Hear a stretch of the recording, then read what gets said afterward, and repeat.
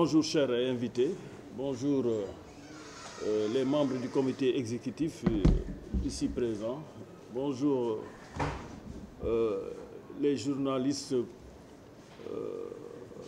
comment dirais-je, caméramans et reporters. Bonjour chère population.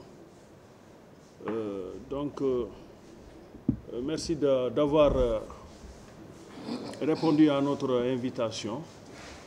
Donc, comme vous le savez, au lendemain de notre magistère, de notre élection, au mois de janvier, 17 janvier 2025, donc HLM Basket Club avait promis et programmé une situation de la vie de l'équipe et au-delà de la situation trimestrielle, bimensuelle, mais une situation semestrielle afin d'éclaircir, comment dirais-je, la situation à toute la population, à tous les acteurs sportifs.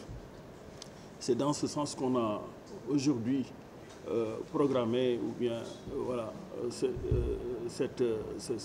point de presse. Comme l'a si bien dit SG, nous allons essayer de répartir les tâches sur le plan technique, sur le plan sportif, administratif et financier, afin que nul n'en ignore. Donc, pour moi aussi, c'est le moment de remercier l'encadrement technique, les anciens joueurs, le collectif des anciens joueurs, les supporters, les joueurs et l'ensemble des populations des HLM, de la population des HLM. Sans oublier aussi les sponsors, les partenaires sociaux qui n'ont managé aucun effort, tout le monde. Tout un chacun a mis la barre haute pour que, en tout cas, ce semestre soit une réussite, soit synonyme de réussite totale. Donc, aussi, on a une pensée affective à notre équipe nationale qui joue en début d'après-midi, je crois, contre le Mali, en demi-finale de la Coupe d'Afrique. Donc, nous prions quand même. Ils sont pleins de cordialité. Donc, comme convenu, on va passer la parole au directeur technique, M. Ibrahim Ba, qui va se prononcer sur l'aspect technique et administratif du club et de laisser le temps aussi au TG de se préparer pour la seconde intervention. Venez, monsieur.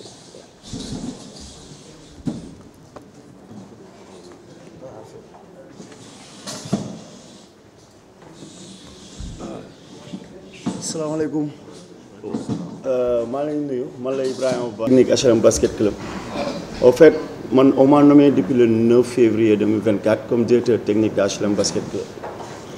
En fait, ba may ñëw fii ba ñu def ma direction technique au commencement dinaa expliquer parce que lan lañ ma président yi njëkk wax moom mooy ma liggéey par rapport à la réunification de HLM Basket Club. moom mooy ñu fi nekkoon ñu servir de base ñu commencé liggéey de ce fait mooy jour bu ñu ma waxee ne yow yaa directeur technique président Fanfi ba mu ma ko waxee dafa ma def directement ne ma ñëpp ñu fi nekkoon demal nga gis leen. J'ai contacté tous les coachs qui étaient ici ñu fi nekkoon ñii téléphone ñii seen kër ñii ñëw nañ sama kër et tout donc ba ñu paree loolu. Chacun a pris sa décision ñëpp ne dañuy dem à l'exception benn coach muy coach Adramé moom moo nekkoon coach minime fii moom moo des donc staff bi fi nekkoon mun naa wax ne ba ñuy commencé côté staff c'était 0 staff ba ñuy commencé ñu dem côté joueur ba coach yi di dem jël seen décision parce que dañu war a respecter ku nekk sa décision dafa am benn vague de joueurs yu dem tamit. À côté de ça, bu may lié côté joueur ak côté administratif ba ma liggéeyee ak SG parce que gars yi ñoom defuñu bilan matériel administratif amul dara amul benn bilan kenn amul benn passation de service mais jotoon neen récupérer quelques licences de petite catégorie d'abord mais on s'était rendu compte que la plupart de toutes les licences c'était dara légal aussi c'était fait avec des cartes d'identité fictives et tout alors que ñun suñu projet dañoo ñëwoon pour ñu former xale yi ci kaw tamit defar leen ay kayit yu légal ñu jouer légal donc côté administratif tamit ci côté kayit on était parti à zéro mi doon ci coaching yi ci lépp moo tax man j'étais seul ba may commencer moo tax damay commencer di remercier anciens yi su ma limee damay juum mun naa wax Ousseynou Ndiaye mun naa wax ay Rémi mun naa wax ay Diaw Ndoye c'est des anciens qui m'ont rejoint ci direction technique boobu pour ñu commencer liggéey donc ci côté administratif j'étais parti à zéro côté joueur staff zéro il y avait rien donc avec des coachs yoo xam ne dañoo adhéré ak projet bu ñu taxaw projet technique bu ñu taxaw pour jëmale kanam basket HLM ñooñu leen commencé nànk-nànk commencé liggéey ba ñuy commencé liggéey avec la petite catégorie dañoo joxe benn règlement parce que affaire bi dafa il faut que ma préciser parce que le temps moo tax ba ñuy soog a ñëw fédération dafa changer règle yi dafa ñëw ne à partir de cette année képp kuy minime ak cadet booy ñëw di renouveler licence wala ngay defar licence bu bees da ngay indi extrait de naissance original ak copie littérale auparavant ça ne se faisait pas photocopie rek ngay indi bu fekkee junior nga wala senior nga da nga photocopie rek nga doon indi loolu moo taxoon problème mu fictif yi mais léegi ñoom dañu ne photocopie carte d'identité bu am légalisation police ak wala mairie loolu moo tax même ñooñu bu ñu fi desoon di doon petite catégorie la ñeen dinañ woon am difficulté ñu jouer parce que problème de administratif problème kayit la moo tax nag avant ñu commencer ñu dem expliquer ñu rendre compte président bi situation bi ak secrétaire général ñu travailler ñu bind fédération ak ligue ñu ne leen pour ces questions administratives ak yenn vague de xale yu dem dañuy obligé petite catégorie au lieu de jouer avec 6 catégories garçons filles on sera obligé de jouer avec 3 catégories pour xale yi ñuy defal kayit ñu am ay kayit yu légal ba pare ñu pare pour compétir moo tax ren ba ñuy commencer on a commencé avec 3 catégories minime fille minime garçon et cadet garçon yoo xam ne képp ku ci jouer ak licence bu légal nga jouer donc on a 16 filles en minime fille on a 15 garçons en minime garçon et 10 garçons en cadet garçon loolu lañ commencé ba ñuy commencé ci côté bilan matériel il y avait 0 matériel mais damay remercier waat encore président yi fi nekk ak bureau bi ñoom ci seen cotisation ci seen participation ñoom ba ma taxee ñoom loolu lañ njëkk xeex lijjantiwuñu kayit lijjantiwuñu dara kañ ngay commencé ak ban matériel lañu kayit vraiment ils m'ont mis dans des conditions yoo xam ne jëndal neen senior garçon yi ballon senior fille yi ballon petite catégorie bi pour au moins ñu am base bu ñu commencé man xam naa ne c'était très difficile ci ñoom parce que financièrement ñoom dinañ ci ñëw c'était zéro ci seen poche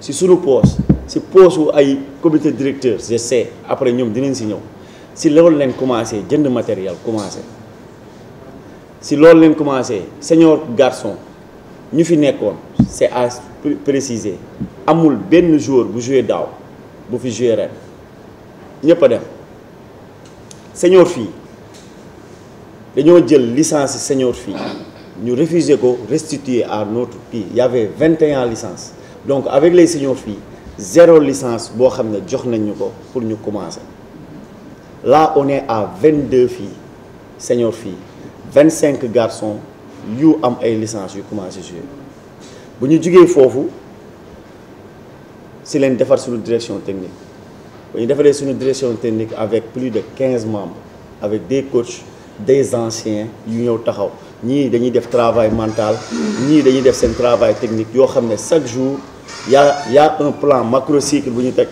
chaque jour ñu def ay plan microcycle di xool évolution bi loolu la ñuy travailler bu ñu paree foofu on a eu nag des performances bu ñu paree on a eu des performances si petite catégorie bi laay commencer les minimes filles sont à 7 victoires 2 défaites ñoo ngi joué seen dernier match de poule en ce moment contre Fabrica à Mariste donc performance bu extra la minime garçons yi ils sont à 7 victoires 5 défaites bien placés ci classement bi cadet garçons yi ñaari équipe rek ñoo leen gagné kii muy 4 défaites mais ils ont ñoom am nañ 8 victoires fu mu toll nii pour les seniors filles ñoom ñooy ñu gënoon métti parce que dañoo bloqué woon seen licence ñun jotuñu benn licence fii ñoom c'est en cours de saison la ñuy defar équipe bi mais bu ñu noté elles ont eu sur 10 matchs 5 victoires 5 défaites mais malheureusement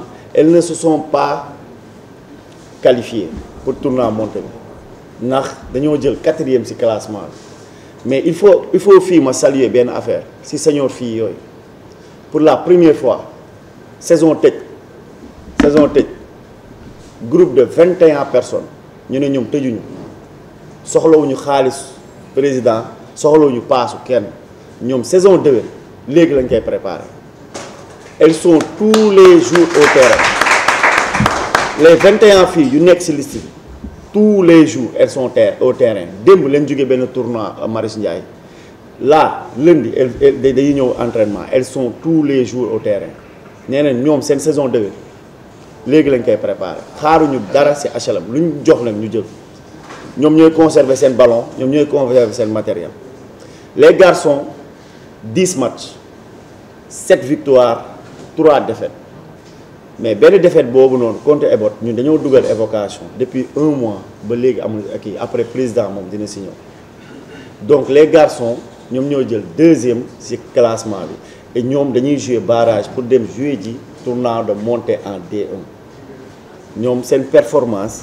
c'est extra moo tax foofu la léegi nag la mooy réussite majeure bu ñu am moom mooy commencé nañ 0 fan lañ toll ba ñuy ñëw ba ma ñëwee def état des lieux ci lii nii ma wax dafa ñëw président yi ak bureau bi day ñëw ne ma joxuñu ma la benn objectif yow ñëw objectif de victoire sa amoo ñun mise en place équipe lañ ma def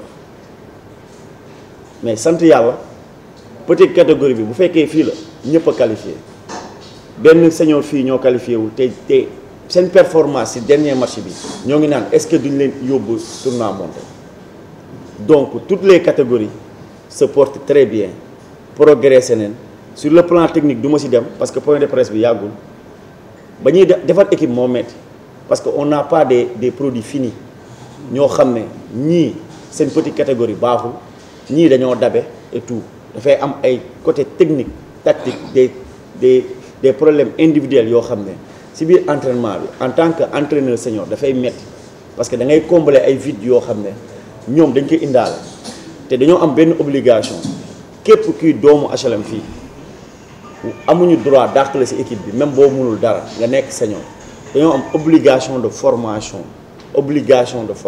ñun loolu lañ ma jox te ci loolu lañ nekk ba léegi te macha allah ñoo ngi ci ba léegi pour perspective yi ci projet bi foofu laay terminer moom mooy ci projet HLM Basket Club ci direction technique bi dañoo war a promouvoir benn prototype xale benn prototype de basketteur de HLM boo xam ne dafa war a jàng dafa war a basket dafa war a ànd ak benn discipline ñu war a xool basketteur ak jàng nan la ñu war a àndee ensemble ñu war a xool parce que ñun tamit on nous a formés comme ça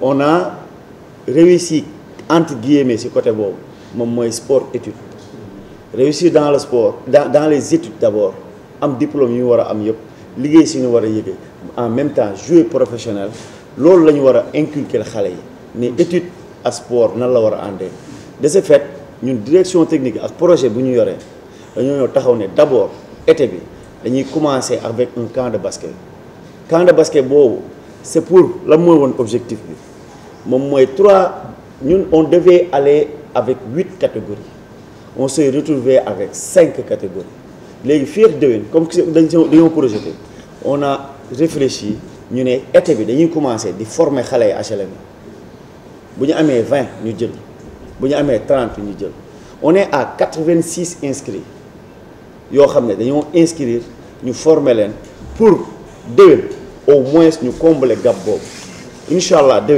8 catégories yëpp dina am té bu ñu paree tamit ba quand de été bi jeex lu gëna mag lu direction technique bi di def moy lu musul am dañuy def benn école de basket de HLM en collaboration avec école yu nekk fii yëpp pour occuper pour ñu def ci slogan boobu ñu wax sport ak étude ñu dem ak école yi collaborer ak HLM basket club jël xale yi former leen ba pare inculquer leen ñun prototype bu ñu bëgg ci xale yi lan leen bëgg def xale yoo xam ne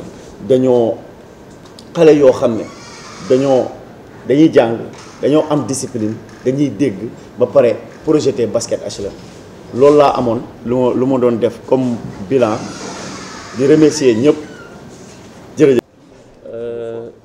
Man je vais être un peu plus bref que mon ami directeur technique. Je vais juste vous donner les grandes lignes de notre bilan financier.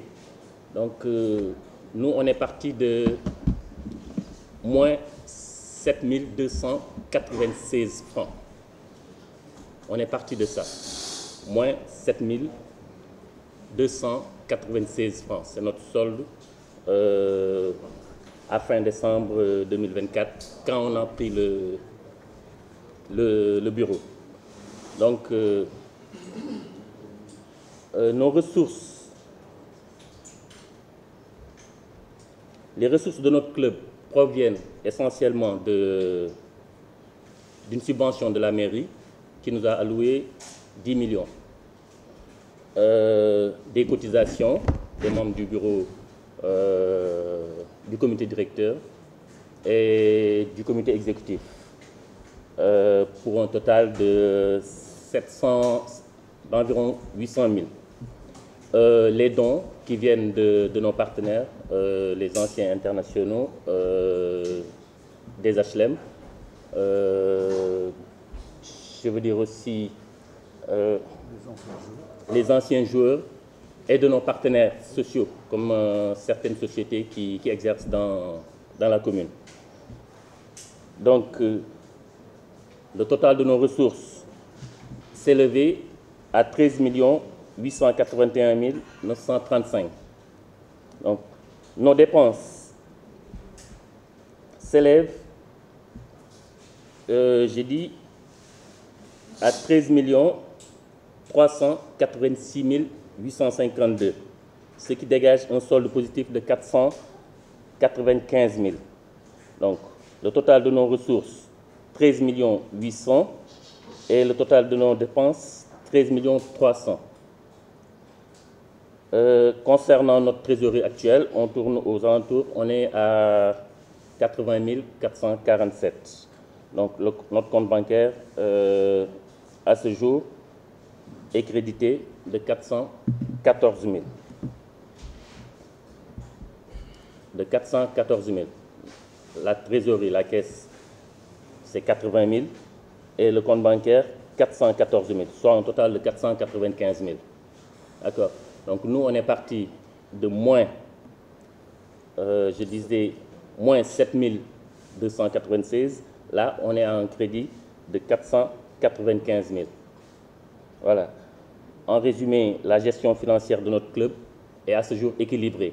Alors qu'au moment où on l'a pris, nos comptes étaient débiteurs. Donc pour ceux qui ignorent le débit, c'est nous qui devions à la banque 7 200 quand on a pris la trésorerie. Donc c'est en gros ça. Donc je vais en profiter pour remercier Monsieur le maire et toute son équipe qui nous ont aidés en ce sens. Donc en gros c'est ça. Maintenant, nos dépenses, comme le directeur technique l'a dit, quand on est venu, on est parti de rien. Pas de matériel, pas de licence, ni rien. Donc tout, c'est nous qui avons subventionné, c'est nous qui l'avons supporté. Donc c'est pour ça qu'on peut qu'on a utilisé pratiquement tous les fonds qui étaient à notre disposition. Donc maintenant, pour un peu le bilan de l'ancienne équipe, bon, on ne peut pas faire le bilan parce que eux, ils ne nous ont rien laissé. Comme j'ai dit tout à l'heure, on est parti de 7296 francs, de moins 7296. Donc le président Abou va en parler tout à l'heure. Donc je ne vais pas m'attarder là-dessus. Je vous remercie. Merci beaucoup.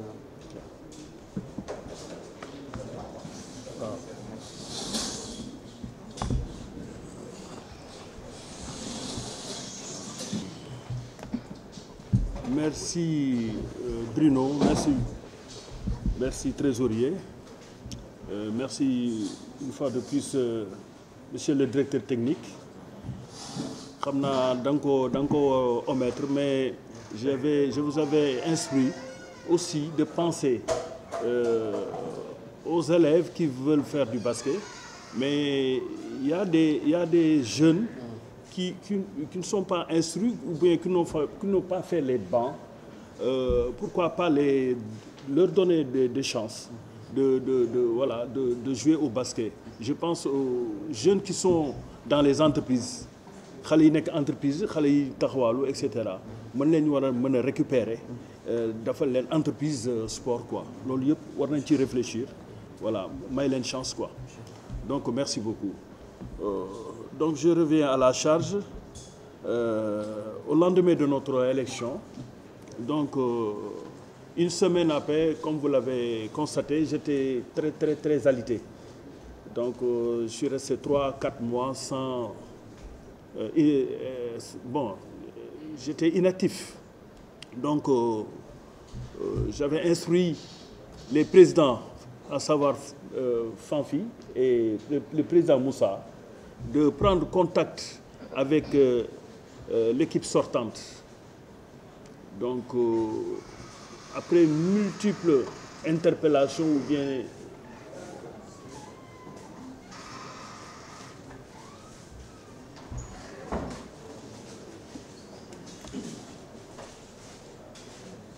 donc ils n'ont pas pu quand même avoir un retour vis-à-vis de l'équipe sortante.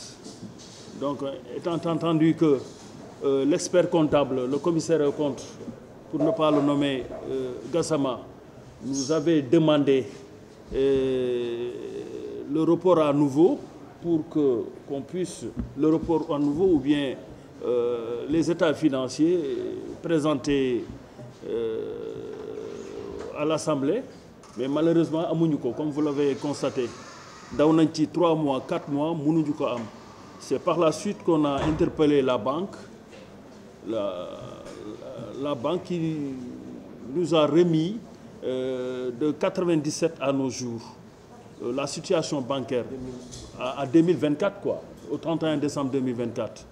Donc, bien que recevoir, nous sommes des hommes de sérail parce qu'il y a pratiquement des financiers et des comptables dans le bureau exécutif.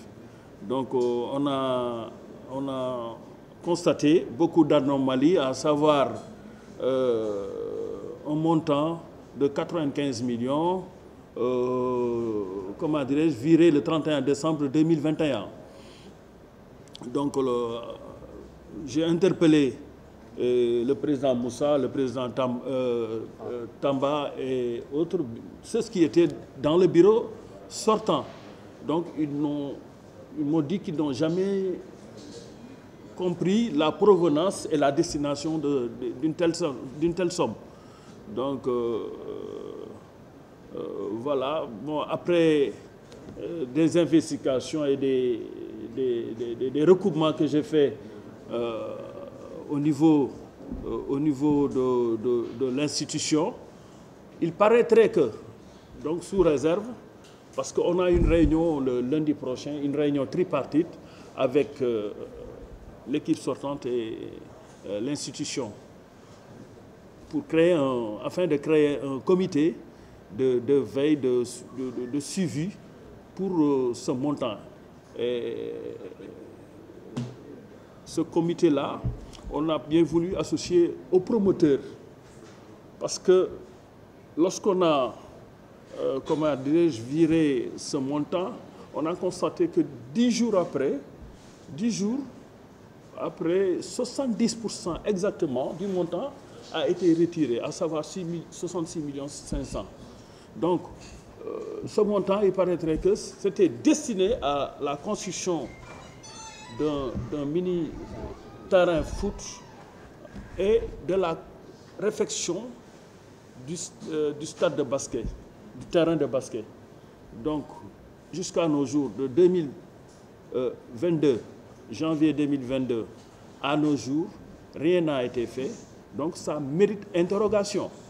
Nous n'accusons personne, il faut le rappeler.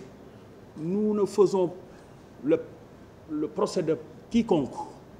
Mais les populations ont besoin de savoir. C'est des deniers publics. Te man nag wax naa ko mes amis ici présents en matière de gestion aw ma ci xarit aw ma ci mbokk aw ma ci papa aw ma ci doom parce que Sénégal dañu am benn denrée bu rare bi mooy jub parce que tous ceux entre guillemets tous ceux qui ont dirigé ce pays avant l'indépendance à nos jours ce sont des diplômés de classe exceptionnelle mais problème bi faut tourner anomalie dafa war a jeex te nag ñun dañu xam ne lii prescription am na ci mais dañuy dem ba leeral ko ñëwaat fi et cette fois-ci on va organiser une conférence de presse mu leer nañ aux yeux des HLMois des acteurs sportifs en particulier loolu ma taxoon ma ni léegi loolu question boobu nañ ko suspendre ba lundi bu ñu installer ce comité de veille et de suivi à savoir l'éclaircissement de ce montant. In fine, on va organiser une autre conférence de presse, une conférence de presse afin d'édifier tout un chacun. Comme Khel Day Fatou aussi, pour moi c'est l'occasion de remercier Monsieur le maire Moustapha Diop et l'équipe municipale qui nous ont octroyé, comme l'a si bien dit le trésorier, une subvention de 10 millions. La subvention est passée du simple au triple. Donc, chapeau à la mairie, à l'équipe municipale, au bureau municipal et au maire Moustapha Diop. Donc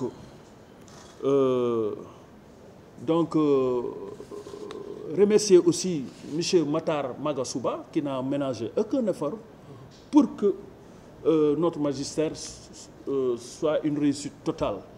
Lui aussi, il a apporté sa pierre à l'édifice.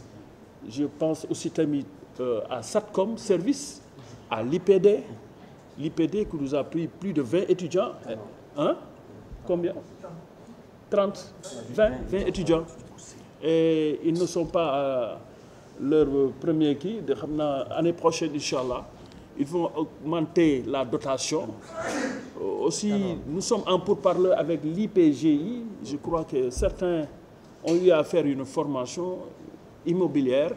Ils ont avec HLM, ils ont accepté de nous octroyer 10 bourses d'études pour l'année académique 2025-2026. Bon, je ne veux pas politiser ça, je suis dans l'année de politique, mais voilà, le droit de réserve, nous, voilà, comme vous le savez. Voilà, Tanor aussi, Moridien, vraiment, c'est l'occasion aussi de le remercier. Lui aussi a fait énormément de choses pour l'équipe, en termes d'équipement, en termes voilà, de logistique. Hein? C'est l'occasion aussi de le remercier. N'oublions pas le projet porté par le directeur technique, à savoir la confection prochainement d'un terrain de basket. vous êtes certainement au courant que, Inch'Allah, nous avons délibéré ici à la mairie un projet de construction d'un terrain de basket tout juste après, à côté de l'école HLM 4B. Je crois que le technicien viendra pour 1 minute ou 2 minutes vous expliquer où en est le projet. En tout cas, au niveau de la mairie, on a déjà délibéré. De même, au niveau de la préfecture, Madame le préfet a posé sa signature et qu'il ne reste que la direction de l'AGEROUTE pour donner son go afin que le projet voit jour. Merci. En tant que chargé de communication de HLM Basket Club, j'ai l'honneur de partager avec vous notre stratégie de communication, les actions entreprises, les résultats obtenus au cours de ces 6 derniers mois. Au départ, nous sommes partis d'un constat. HLM Basket Club défend fièrement les couleurs de la commune. Mais dans les faits, c'est souvent le même public, limité entre HLM 3, HLM 4 et parfois 5, qui accompagne le club. Notre objectif était clair, pousser l'ensemble des HLMois à s'approprier leur club, à l'image de ce qui se fait avec le football et les autres disciplines. Pour cela, nous avons mis en œuvre plusieurs actions. D'abord, nous avons choisi la proximité digitale en intégrant des groupes de WhatsApp les plus connus au niveau de la commune, tels que HLM Ma Commune, TDG HLM ou encore tous derrière ASC HLM. Cela nous a permis d'agir et d'interagir directement avec les HLMois. Ensuite, nous avons travaillé sur la refonte de nos pages officielles au niveau des réseaux sociaux, en repensant à la fois au design et au contenu. Les résultats ne se sont pas fait attendre. Plus de followers, plus d'engagement et surtout des audiences vraiment impressionnantes. Je m'en vais juste pour dire que nos publications entre le 6 et le 24 juillet dernier, c'est-à-dire en 2 semaines, avec accumulé au live qu'on faisait lors des matchs, nous ont permis d'atteindre 78 400 vues. Et cela nous a permis même d'obtenir un badge de créateur au niveau de Facebook. Juste pour vous dire que sur ce point-là, au niveau des réseaux sociaux, on a pu marquer le coup. Autre innovation majeure, c'est la création d'un site de dernière génération, vraiment de dernière génération. C'est un site moderne, il est dynamique, il est responsive parce qu'il s'adapte à tous les types d'écrans, que ce soit les smartphones, les tablettes ou autres. Cela nous a permis, parce que également son point fort réside dans sa sécurité. En effet, il est développé par notre vice-président, qui est là, Moussa Djedjou, qui est un ingénieur en informatique et qui est formateur en cybersécurité, et il est également cryptographe. Il a travaillé de pair avec un de ses étudiants du nom de Black Cipher, qu'on remercie au passage, et ils nous ont gratifié de ce site-là. Donc je disais que le point fort de ce site, c'est sa sécurité. En effet, ce site est conçu, comment il s'appelle? Ce site est conçu avec toutes les rigueurs requises. On a eu à faire plusieurs tentatives d'attaque pour voir un petit peu le niveau de sécurité. Et je peux vous dire et vous garantir qu'on a au moins atteint les 95%. Donc, et vous me direz également pourquoi est-ce que vous avez misé sur la sécurité. Pour la bonne et simple raison que ce site également, au niveau de ce site, il y a une boutique en ligne. Et il y aura nécessairement des données à caractère personnel à conserver pour éviter toute tentative de piratage. Donc, et ce site-là également dans l'avenir va nous permettre d'obtenir beaucoup plus, d'accroître notre visibilité, de mieux communiquer avec les membres et les supporters, de gérer les inscriptions et les événements, comme ce fut le cas lors du camp de basket, et même d'attirer de nouveaux sponsors. Donc, autre aspect essentiel de notre communication, c'est la transparence.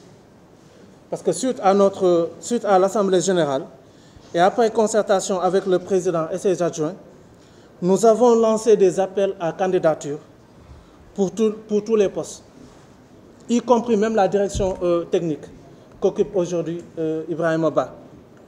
Donc, et à l'issue de ça, également, un comité de sages a été mis sur place afin de sélectionner les meilleurs profils. Donc, sachez bien qu'en fait, on a été transparent du début jusqu'à la fin. Et c'est une démarche inédite qui place la transparence et la participation collective au cœur de notre gouvernance. L'autre chose, c'est que le secrétaire général, effectivement, il l'a dit tout à l'heure, avait écrit des lettres à la Fédération sénégalaise de basketball, ainsi qu'au président de la Ligue, pour attirer leur attention par rapport à un fait. Parce qu'à la suite du renouvellement de notre bureau, le changement de la direction technique nous a révélé des cas de fraude au niveau de l'homologation des licences et des irrégularités également sur l'âge de certains joueurs. Donc le bureau exécutif avait décidé d'appliquer une rigueur dans le traitement des données à caractère personnel de nos joueurs. Donc, et en plus de cela, beaucoup de ces joueurs-là, il faut le noter, beaucoup de nos anciens joueurs ont décidé de suivre les anciens coachs qui étaient là, respectivement dans les coachs où ils sont allés. Et ça nous a permis, ça nous a donné raison, parce que beaucoup de cas d'évocation ont été faits en rapport avec ces joueurs-là. Et jusqu'au moment où je vous parle, bizarrement, la Ligue ne s'est pas encore prononcée sur ces cas de fraude-là. Et ça nous inquiète, parce que ça a fait, on a prévenu la Ligue par rapport à ces faits-là. Et jusqu'au moment où je vous parle, on n'a pas encore une réponse par rapport à ces pratiques-là. Et l'autre chose, si vous me le permettez, en fait, l'ancienne équipe qui était là, effectivement, on les avait conviés à venir s'entretenir avec la nouvelle équipe pour les besoins de la passation de service. Je peux vous dire aujourd'hui et vous garantir qu'ils ont catégoriquement refusé. Certes, ils nous ont vacillé un petit peu partout pour dire que c'est telle personne qui devait rendre compte. Mais c'était juste une façon de ne pas s'adonner à l'exercice. Malheureusement, comme M. Bruno l'a expliqué tout à l'heure, on est parti à zéro, carrément à zéro. Même les ballons que vous voyez aujourd'hui au terrain, c'est la nouvelle équipe qui les a achetés. Pire encore, ils sont partis avec les trophées du club. Ce que moi, personnellement, j'ai du mal à comprendre, en fait. Parce que quand on décide de son propre gré de partir avec le trophée du club, c'est partir avec l'histoire même de ce club-là. Et là, vous me permettrez de revenir en version Wolof, parce que c'est un message auquel je tiens énormément. Pour dire à ces enfants des HLM qui étaient là que nous ne sommes pas en guerre avec eux. Et également dire à nos frères qui ont eu, parce qu'ils étaient que deux, Ibrahima Ba et Laye, qui sont des dignes fils des HLM. Laye, li mu ko bëgg a wax juste rek en Wolof, mooy que ni na xam ni moom doomu HLM la. Il a toujours défendu les couleurs du club en tant que joueur et en tant que coach. Aujourd'hui, lépp lu mën a am lu ne, parce que ñëw na candidaté avec ay gagné ko, naturellement, légitimement, parce qu'il avait tous les arguments avec lui. Je ne le dis pas parce que mais il y avait un comité qui était là. Gagné na ko ci jàmm ak salaam tàllal ko loxo pour mu ñëw liggéey. Il en a décidé autrement. Mooy dem na ci benn club foofu la nekkoon, même ba muy candidaté, il était là-bas. Et également attirer l'attention de ce club-là, muy Sibac, que nous ne sommes pas leurs ennemis. Ñun duñu seen ay ennemis, bien au contraire lu ñu leen di ñaanal yàlla mooy ngeen accès seen doole ak seen force yëpp ci li leen mën a yóbbuwaat encore première division. Parce que d'après les rumeurs, il semblerait que coach bi fa nekkoon mooy ki doon candidaté noonu moom ak Ibrahima Ba dafa ñëw fekk club bi en première division mu wàccee ko en deuxième division. Donc je pense que li gën a logique mooy nga jël sa force ak sa lépp accès ko ci liggéey ba fexe ba club boobu delluwaat première division que di dugg ci kuréel yi nga xam ne yii nii et pire encore mu ciy dugal ay xale yu nga xam ne amuñu ci lenn lu nga xam ne c'est-à-dire war na leen ci mën a impliquer tey ñu war a mën a ñoom seen jëm bopp saboter seen carrière sportive à cause de quoi? D'une personne. Qu'il fasse attention par rapport à ça. L'autre chose, par rapport aux 95 millions, le président l'a expliqué tout à l'heure, moi personnellement j'étais dans ce bureau-là pendant 2 ans. Il n'a jamais été question de parler de ces 95 millions. Qui ne m'a dégg musuñu ko waxtaane fenn musuñu ko tudd ba ñun à notre grande surprise man à la veille de l'assemblée générale tey laa lañ koy wax fii la ma benn nit interpellé ñoo bokkoon classe Madiaye Sall mu ngi dëkk fi HLM 5 moo ma ne ni maa ngi gis ni sa jarbaat dafa bokk ci biir kii bi ci président yi mais bés bu ko jëlee na xam ni dina fay waa terrain four xaalis bi nga xam ne moom lañ leen waroon a jox pour réfection terrain four ci lay soog a yëg existence su 95 millions yi donc may bëgg a wax ñëpp ci loolu ñi fi nekkoon et il y a eu d'autres exemples am na exemple 1xBet convention bu ñu signé ak 1xBet à la veille laa toog ak benn personne ressource moom moo ma expliqué que ni somme bu ñu avancé sax même ci convention bu ñu signé ak xBet la somme n'était pas exacte c'était pas ça tout était faux donc boo amee nu mu tudd sax jëflante ak ay nit yu mel noonu naturellement ñun lu ñu bëgg rek mooy affaire yi na leer na tegu ci yoon tegu ci triptyque bi gouvernant yi ñiy gouverner dëkk bi war muy jubal jubanti loolu rek lañ ci soxla donc parce que lii bu ñu ko bàyyee mu jàll c'est un précédent dangereux bu ëllëgee nit mun na defaat loolu bu ñu waxee mu ne jurisprudence diw ñii diw defoon na ko fi lu tax toppoo leen ko loolu rek moo ñu ci dugal mais du caagane dañ leen di soxale parce que ñoom ñëpp ay doomu HLM lañ donc foofu laa bëggoon a axer un petit peu sama intervention par rapport à ces cas-là et dire également que des efforts ont été tous ces efforts-là qu'on a fait en termes de communication ont porté leurs fruits. Nous avons constaté une plus grande visibilité du club, une meilleure implication des HLMois, une image beaucoup plus moderne du basketball HLMois. Et je ne saurais conclure en tant que responsable de communication sans remercier ces partenaires-là qui nous ont accompagnés tout au long de la saison, que ce soit Monsieur le maire Moustapha Diop, ainsi que l'ensemble du conseil municipal, à travers comment dirais-je, la subvention qu'on a obtenue. Et également remercier M. Modou Dieng, directeur de Tanor Confection, pour son implication concernant les maillots, les dossards et autres. Nous remercions également le directeur général de l'Institut Polytechnique de Dakar, IPD, qui, à travers une convention, a offert à 20 de nos joueurs la possibilité de poursuivre leurs études supérieures et de bénéficier d'une formation qualifiante. Nous remercions également M. Maktar Magasuba, directeur général de la SICAP, pour son soutien financier d'1 million, ainsi que le directeur de SATCOM également pour son accompagnement en début de championnat. Mesdames, Messieurs, HLM Basket Club est plus qu'un club sportif. C'est un projet collectif, ouvert et transparent, qui vise à fédérer, à former et à élever toute une génération. Avec l'aide de tous les HLMois et de nos partenaires, nous continuerons à porter haut les couleurs de notre commune. Donc, ngeen baal ma àq bu baax li moo doonoon sama intervention inchallah merci beaucoup.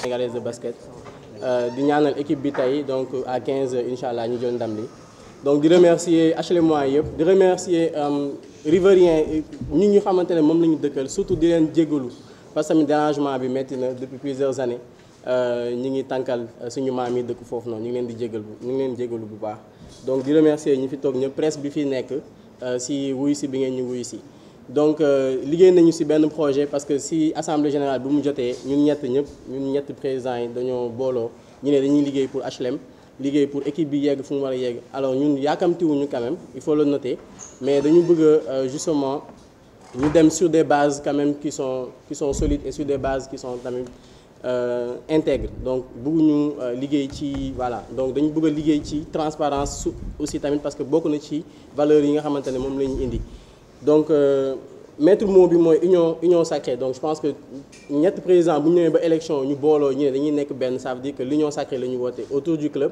et surtout des valeurs communes parce que tey yamuñu ci développement sportif rek dañuy nekk ci développement communautaire parce que à travers l'école de basket ki mu ngi koy wax léegi dañuy nekk di mener même des activités communautaires pour que xale yi fi nekk ñu mën a xam ne HLM ñu ngi ko war nañ ko seen ci beneen niveau HLM war na mën a développer yeneen talent que mën na bañ a nekk top ci basket parce que basket bi rek du ñëpp ñoo ci mën a réussir donc am na ci ñoo xamante ne mën nañu réussir ci beneen fànn donc ñun dañuy essayer teg benn politique boo xamante ne c'est pour aider ces enfants là qui sont là ñu basé ko ci vraiment cette acquisition de talent de jeunes basketteurs mais ñu mën leen permettre aussi ñu développer tamit yeneen compétences donc ci loolu noonu ñu teg nañu ay activités à travers le camp de basket balaa muy jeex donc activité de reboisement de sensibilisation à l'hygiène numérique pour permettre xale yi ñu mën a xam nan la ñuy comporter aussi internet ak entre autres si secourisme ak si peinture.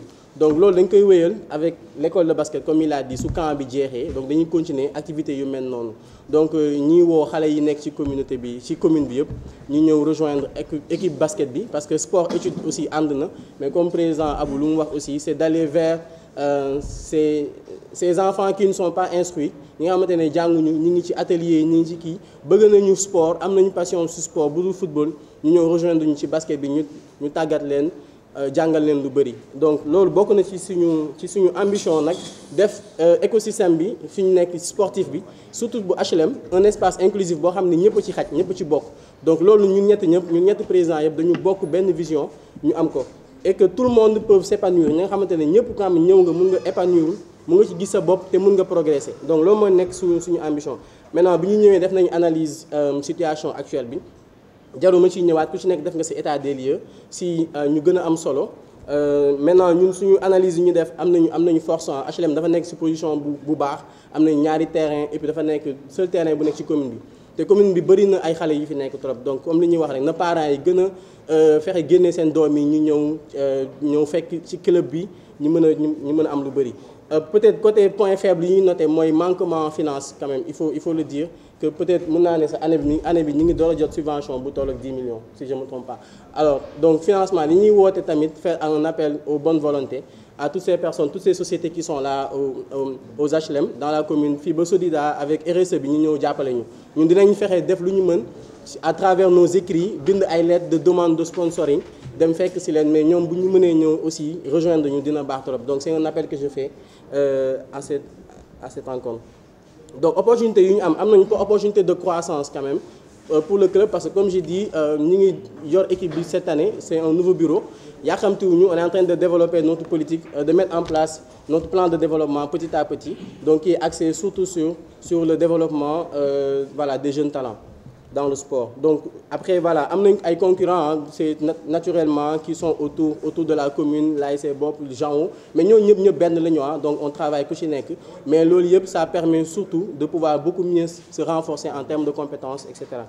Maintenant pour aller rapidement côté objectif donc ku ci nekk sas nañ la ay objectifs après direction technique vu ce qui s'est passé ñoom sasuñu leen ay objectifs donc on leur demande juste d'avoir vraiment une équipe qu'ils mettent en place et d'ici l'année prochaine que ça soit une équipe très compétitive donc comme ñu mën a aspirer à d'autres ambitions fii ak yeneen années yi di ñëw parce qu'on est là pour 4 ans donc on précise.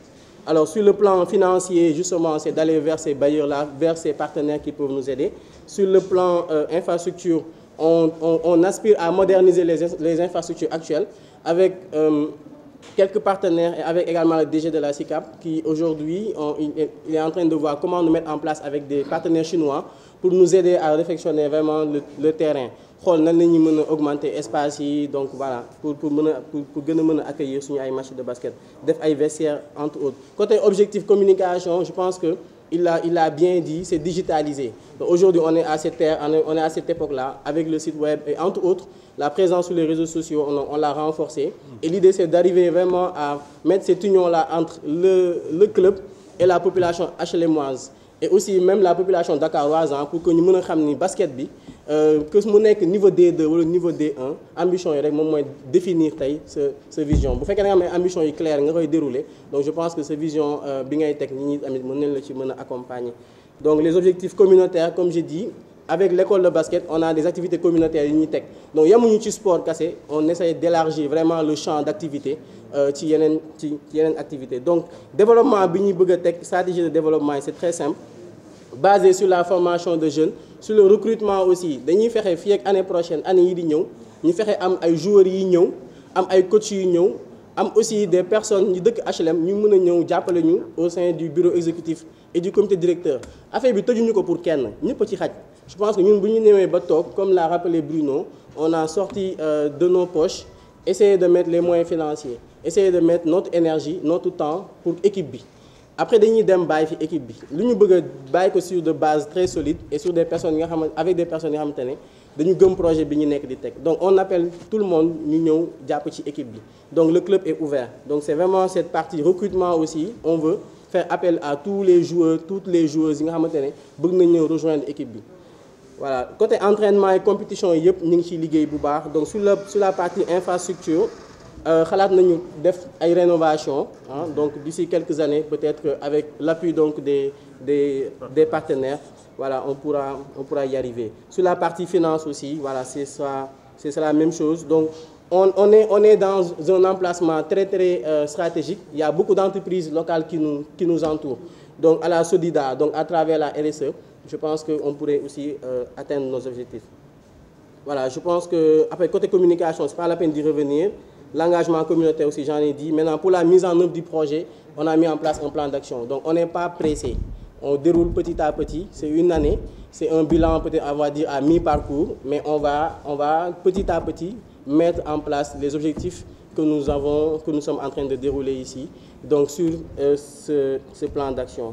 Donc voilà, après, c'est clair qu'il faut évaluer et faire un suivi. L'évaluation, c'est ce qu'on est en train de faire. On va faire aussi d'autres évaluations au fur et à mesure que nous avançons. Donc d'évaluer et de rendre compte. Je pense que ce principe de transparence aussi, moom la ñu bëgg a prôner di wax askan di population HLM li ngeen ñu dénk moom la ñu nekk di leen rendre compte di leen wax fu ñu ci toll lan la ñu am lan la ñu nekk di def bu ñu dem ñu bàyyi ko ci ay loxo yoo nga xamante ne aussi ñu yaakaar ne ay loxo yu wóor la nar a nekk comme ni ñu ko jëlee nii donc loolu rek moo nekk liggéey bi fi mu nekk nii donc voilà communiquer ci résultats yi di def ay rapports je pense que réseaux sociaux aussi di saluer liggéey communication parce que suñu présent réseaux sociaux aussi ak moom lu muy def ci ay affiches ak yooyu ak ñi koy partager ñëpp di remercier comité supporters yi sama gars yi dama leen di remercier bu baax di leen encourager di wax aussi tamit HLM nekkul club bu violent parce que dama bëgg aussi ñu taxaw foofu parce que ñu ci ëpp peut-être mën nañu yaakaar ni HLM dafa violent ba foo mënti dem même au niveau des instances fédérales nañ jàpp ni HLM bu ñu délocaliser match am yóbbu ko stade Marius Ndiaye mooy ëpp jàmm alors que non fii tey match yu fi am yëpp musu am incident c'est des jeunes yi nga xam dañoo bëgg seen équipe c'est des jeunes tout naturellement dañoo am attachement yu fort ak ay valeurs yu ñu am ak équipe bi kenn mënu leen séparer équipe bi fu équipe bi mënti dem dañuy topp équipe bi d'habitude da ngay dem match sax nga fekk équipe bi ngay fekki yaa koy ëpp supporter tellement que booy pare nañ pour ànd ak yow sax ba Tamba pour supporter équipe bi donc loolu bëgg équipe bi la mais pas que dañuy ñëw ak violence pour di indi xeex xuloo parce que am na dépassé nañ loolu te ñun ñi fi nekk on est tous responsables te ku fi nekk am nga sa rakk buy basket wala yow basket nga donc xamoo violence yow da nga xam yar ak teggin jox respect bal bi parce que bal bi dafa nekk lu précieux boo ko respecté nga ñëpp respecté nga sa entourage respecté nga arbitre yi respecté nga joueurs yi ngay jouer ak say adversaires donc supporters yi ils sont pas violents supporters yi HLM n'est pas un club violent wala ni ñu koy caractériser wala ni ñu koy stigmatiser je tiens vraiment à préciser que tolluñu foofu bu ku bëgg a am lu ko leer nag na ñëw jege équipe bi xool li fi nekk ambiance entraînement yi ak ni ñuy sympathiser ak nit ñi suñu adversaires yi même bu ñu ñëwee je crois que côté médical bi dina am ay joueurs yi gaañu sax mu jug dem faj leen tellement que on prône cette culture fair play cette culture de sportivité parce que à Sénégal la ñun ñëpp benn lañu tey équipe bi mi ngi joué tey après-midi dañ koy ñaanal mu gagné donc ñun ñëpp on va s'aligner sous les couleurs donc du pays donc ñun ñëpp ñu ñoo bokk li ñuy def basket la dañ ko bëgg rek passion la moo tax ñi ci nekk donc foofu laay tëjee di remercier encore une fois ñëpp ñu fi nekk. En fait il y a rien d'exceptionnel c'est juste de la logique te ci mandat bi nga xam ne président Abou moo ko jiite la transparence dafa nekk loo xam ne moom duñ ko caaxaane jël nañu club bi ci conditions yu difficiles dañu tabaxaat demaat à zéro et dans ce sens je vais revenir sur le trésorier général li mu def on a la chance d'avoir un trésorier général boo xam ne tey dans le sport ñi nekk suñu comité directeur tout le monde est capable de vous dire à l'instant T ñaata moo nekk ci compte bi il y a un bilan qui est lancé dans le groupe du CD dans le groupe du comité exécutif chaque semaine pour wax ne lii fii la xaalis bi toll tey bépp nit du basket bu bëgg a xam ñaata am ci compte bi il a le droit bu dajeeg Bruno bu dajeeg man wala Moussa ne ko Moussa ñaata ngeen am et ça ci instruction yi président Abou joxe Bruno a le devoir de rendre compte donc làqu ñu dara et lépp lu ñu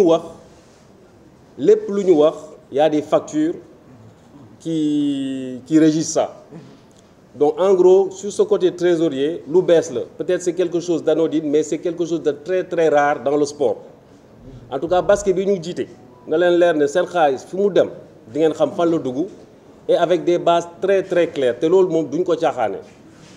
On a la chance, je vous dis, d'avoir un trésorier boo xam ne boo ko ñaanee ndox sax mu laaj le reçu et ça c'est quelque chose de très très important. Des fois day métti ak moom mais quand même c'est une chance. Je rebondis sur la partie technique du DT. Donc DT tam def na bilan am dans tous les cas ba muy jël club bi ñun on n'a pas d'objectif. Nous on parle pas d'objectif annuel. Nous on parle de projet et un projet je pense qu'on nous jugera dans 3 ans à la fin du mandat. Dans 4 ans. Et je pense qu'à la fin du mandat, beaucoup de gens seront surpris de fi ñu bëgg a yóbbu basket bi. Donc DT moom la ñu gis mais derrière lui il y a des hommes quand même des hommes de l'ombre. On peut en citer plusieurs. Weuz mu ngi fii Adramé c'est des gens yoo xam ne de l'ombre mais boo nee DT pour man tënk nañu toute la partie technique. Donc à ces gens-là DT ñu ngi leen di féliciter sur le travail que vous faites sur le terrain. Yéen a nekk ci terrain bi ñun on est juste là pour chapeauter pour tenir le projet mais yéen ñi yéen a nekk ci terrain bi. Donc tu peux passer le mot de la part de tout le bureau à toute l'équipe technique un grand remerciement. Le projet il a été bien défini par le président Moussa wax na fu ñuy dem dafa leer suñu bopp. Maintenant il y a des lenteurs dinañ tomber ci ay obstacles mais ça on fera face. La partie com je pense que Papis a fait le point. C'est de l'innovation mais peut-être que HLM ils ne s'en rendent pas compte mais dans le futur on est conscient et on est très confiant que les HLM verront l'évolution. Dernier point bi président Moussa wax na ko c'est par rapport aux supporters di leen remercier parce qu'on a des supporters quand même exceptionnels ñu ngi ñuy topp fu ne même si ñu ngi ñuy sonal ci passe bi mais en tout cas ñu ngi leen di remercier ci seen teewaay ci seen présence ci stade yi c'est très très important bureau bi tam on a des gens exceptionnels. Il faut savoir que quand on a mis en place le bureau, fii képp ku ñu fi teg fonction moom ngay liggéey la semaine. On a la chance d'avoir un juriste comme le grand Massar. On a la chance d'avoir 2 Aminata. Kenn ki maire la kenn ki en tout cas les 2 Aminata Tamba Aminata Meng ñu leen di remercier. C'est nos 2 dames du bureau. Et pour ce qui est des femmes, sachez qu'elles représentent vraiment les femmes dans le bureau. Après on a Commando qui gère la partie organisation, Vieux qui gère les passes, mooy affronter boy yi. Khalil dans le domaine médical qui fait un travail très exceptionnel cette saison. On a eu beaucoup de cas. On a eu beaucoup de cas compliqués yoo xam ne vraiment il nous a montré que il maîtrise son domaine. Donc fii ku nekk ak sa domaine la li nga mën rek ngay def du lu bees. Et pour finir, juste un clin d'œil à la Ligue. On a eu une année très compliquée te année bi jeexagul. On a affronté beaucoup de problèmes avec la Ligue. Jël nañ fi suñuy match changé nañu terrain regroupé nañu ay joueurs dépensé xaalis joueurs yi dem bay waaj a dugg ci bus ñu woo ñu nañu match bi annulé na. On attend une évocation cadet contre Sibac. On attend une évocation senior contre Ebot. Appel. Il faut savoir qu'on a été sanctionné. On a été sanctionné par rapport au terrain. Donc nous, sur le terrain, nous sanctionné parce qu'il y a eu des affrontements apparemment après match Sibagbi. Sachant que l'affrontement s'est déroulé après le match, bien avant le match. Nous avons affrontement parce que nous avons un joueur dans un cas critique dans l'hôpital. Donc nous avons dit Ligue.